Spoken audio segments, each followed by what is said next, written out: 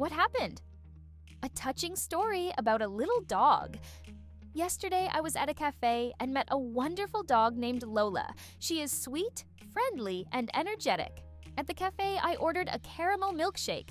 By the way, the cafe is located on the promenade. It has a beautiful interior and pleasant music.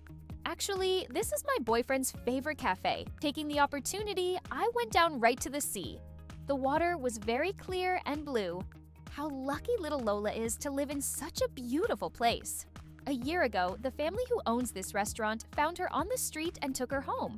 Every day, the little dog spends time in the lovely restaurant